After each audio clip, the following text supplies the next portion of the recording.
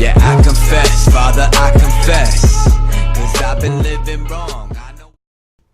Holy shit. Ubisoft is back for the most part. Now, I've given a lot of flack to Ubisoft over the past few years for good reason. I mean, come on. Rainbow Six, Assassin's Creed, come on. The quality in those games dipped. Okay, let's just get that straight. They dipped. But now I think Ubisoft is really paying attention to its fan base for the most part. We'll get to the negatives later. But For Honor is definitely worth a look-see. This game has so much good going for it, and it completely delivers. It's not the greatest game in the world, mind you, but it delivers in terms of what it set out to do. For Honor has samurais versus knights versus freaking Vikings. Freaking Vikings. Can you believe that? I mean, it's an Ultimate Warrior-esque idea, and it does seem kind of silly on the surface, but it completely works for this game. The story takes place, in the old days. There's been 1,000 years war between these three factions, the Knights, the Samurai, the Vikings. And, things have started to settle just a bit. However, there is one major faction headed by this one woman called Apollyon, who just keeps fanning the flames of war because that's just who she is. She thinks that, well, I don't want to spoil her ideals because I think it's something to be experienced, but the story took me by surprise. And believe me, guys, the single player, please play the single player. They put the best amount of effort that they possibly could have with this type of gameplay into the single player. I know many of you are going to be, oh, it's just a single player, people slash. No, there's a definitely good story to be told here. Not the greatest told, mind you, but it's definitely had some work put into it. The effort is just incredible. What makes the campaign so interesting is the three factions. You really get an insight as to how they work. Not just their fighting styles, but their mentality, the way they handle situations. And it's all just very fascinating. And you do not go into this story expecting a black and white type of scenario where every side just is equally bad and the other side is just, your side is just completely good for whoever you play as. But the story is gray as hell, and that took me by surprise. It's a little bit more complicated and not as straightforward as you think it's going to play out. Which really, the levels, I'll get to those in a minute, but the levels are kind of lackluster to say the least in some portions of each of the campaigns. And I was just thoroughly interested in what was going to happen with the story, especially concerning Apollyon, who's the main reason why these wars keep happening. She is a complete mystery, and by the end of the game, you really want to know what the hell this woman is about. You get her basic ideology, but she is just such an interesting character, and honestly, she's probably one of the most interesting villains I've seen in video games, since Far Cry 3's Voss. I would say she stands out that much. But the story, you will get a more complicated story. It's not like Shakespeare, but it is a lot more complicated than I was expecting from Ubisoft. And they just knock the story out of the park here. It is so fascinating, and it will keep you going. As for the campaign gameplay itself, I gotta say it's a little bit lackluster. It's a little bit boring. If not for the amazing story that I just previously mentioned to keep you spurred on, the gameplay itself is just a tad bit monotonous.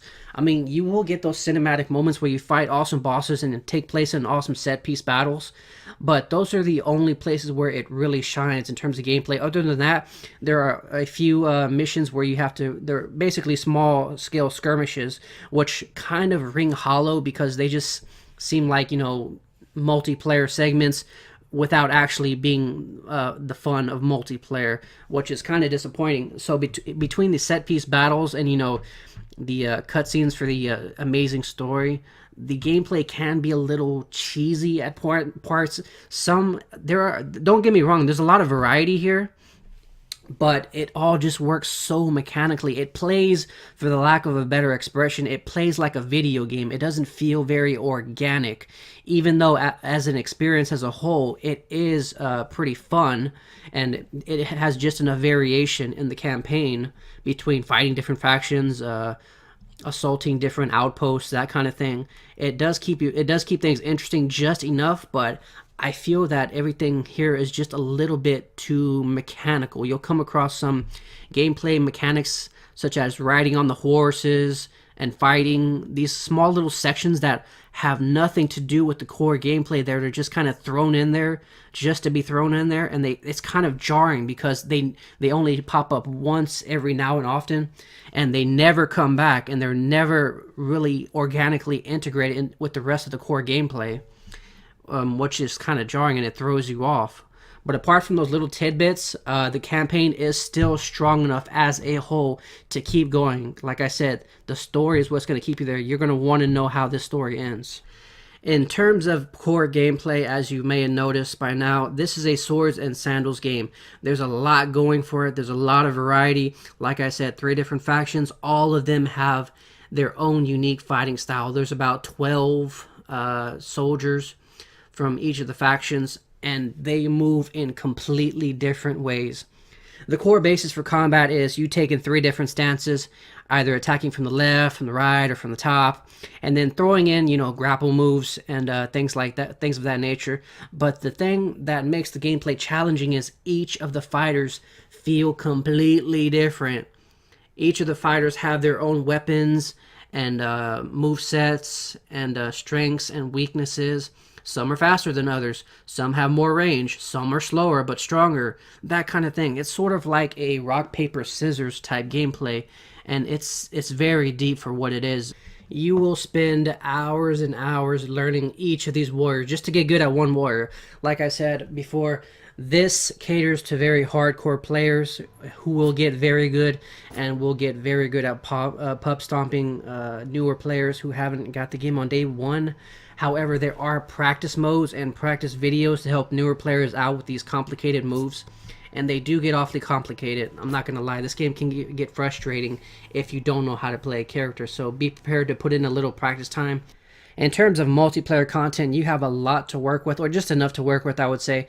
First up is Dominion, which is a little slice of the campaign, it gives you an all-out war to work with. Think of Titanfall 2 with all their little cannon fodder NPCs running around the map to kill for more points. It's basically a whole war being thrust in your face with 3 different capture points spread out across the map that you have to capture for points over the course of a war.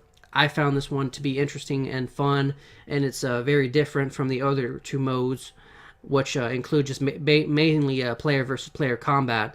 And this is one of those modes that are a little bit more casual to play, but it's still enjoyable.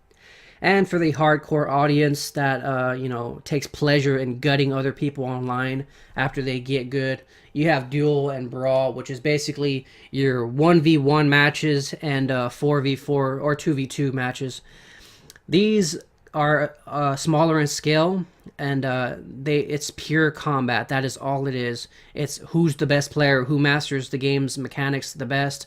This basically separates the boys from the men, as it were. These, like I said, are small scale. They can be a bit boring in the long run, but like I said, the battles, even the 1v1 battles, are so intense and they're so enjoyable. And like I said, there's so many characters to work with. You might not get bored. I mean, it might be boring to look at on a stream maybe, but it gets so competitive you wouldn't even believe. And last but not least is Deathmatch, which is basically elimination and skirmish. Basically, this mode is 4v4. No life, 1 life, no respawning. This mode can get a little frustrating, especially in pubs if you're not playing with friends, as it's 4v4, 4 players spread out across 4 different parts of the map. Keep in mind that all of these players can run freely around, and if for some reason your friends are not successful in eliminating the enemy player that they've been paired up with, that player is free to run to the other fights and basically start 2v1s, 3v1s, 4v1s, and it just gets ridiculous in public matches. I mean, it just boils down to ganking, especially if you're in public. Some players are friendly enough in this community so far to just let the other battles play out as they watch, but usually it just devolves into ganking matches. Now, another thing to keep you busy would be the customization of your soldier. They all have different customizations. There are so many. You can customize your helmet, you can customize your chest armor, you can customize your weapon and your arms and your shield and your emblem and the colors of your soldier. I mean, all of this is supposed to be expected in a game anyway. It should not be applauded, but just expected. But the effort here is very admirable. There's a lot of deep visual customization for aesthetics and as well as stats. And now stats is a very interesting one. The one that gives you, boosts or buffs and debuffs for your weapons. It includes weapons, and you can do this by playing matches and going for scavenger gear, which gets you loot, which you can either upgrade or dismantle in the course of your play style. There's a lot of options for customization, personalization here. However, this does lead into a potential problem, and like I said, here's the publisher kind of overreaching once again. Ubisoft, in order to get the better gear, you have to scavenge for supplies, and basically you dismantle these weapons to increase or decrease weapons, either attack power or speed or general stats. And you do this by collecting steel packs as well from either the campaign or getting them from multiplayer. However, there is potential for abuse here, as you can actually buy these steel packs instead of playing with them. You know where I'm going with this. This is microtransactions. You can buy steel, and save some time and just go for the straight weapon buffs, which I haven't experienced any overpowered players yet, but there is still potential for abuse. We'll wait and see in the long term. But for now, you can buy these steel packs for $5, $10, $20, $50, and $100. I mean, this is just utterly ridiculous. Why are you gonna buy a game if you don't have time to play it just to spend $100 more? I mean, this makes no sense. In a sense, this is anti-consumer. I mean, you could say it gives the consumer more options, but this on the surface, it sounds completely anti-consumer, as if it sounds like this game is not balanced enough to just play it normally and achieve everything at a normal rate for what you bought the game. It just doesn't make any sense. I'm not saying that this game is pay to win. I'm saying that we need to stay on Ubisoft's ass in terms of, and we have to fight for our content. I mean, they were doing such a good job revitalizing Rainbow Six, and it seems like they're sort of listening and giving us full games. In terms of content, I believe this game is complete. You get a full multiplayer component and you get a full single player component with a great story to boot. And these microtransactions, they just stick like a leech to your wallet, sucking out all the life and all your hard-earned money, and it is just annoying to look at. And I know this is kind of becoming the norm, but we can help mitigate this. I mean, $100 microtransaction, DLC, whatever you want to call it, it's just ridiculous, and it does. So aside from a few minor annoyances from the publisher Ubisoft, this game is fantastically well developed, well crafted. The single player is strong, the multiplayer is strong, and it's deep and it's lasting, and it's very refreshing in the wake of all these first-person shooter games that we get nowadays. And it's very refreshing to have a mainstream third-person action game that's pretty deep and also competitive, that will keep you busy for a long time. I suggest you guys definitely try and support this. Ubisoft, we still have to stay on their asses if we want quality products, but this is a good start for all the shit that they've given us over the years. So, good job, Ubisoft. Thumbs up to you. This is going to be it for the review, guys. This is a Heretic, signing off.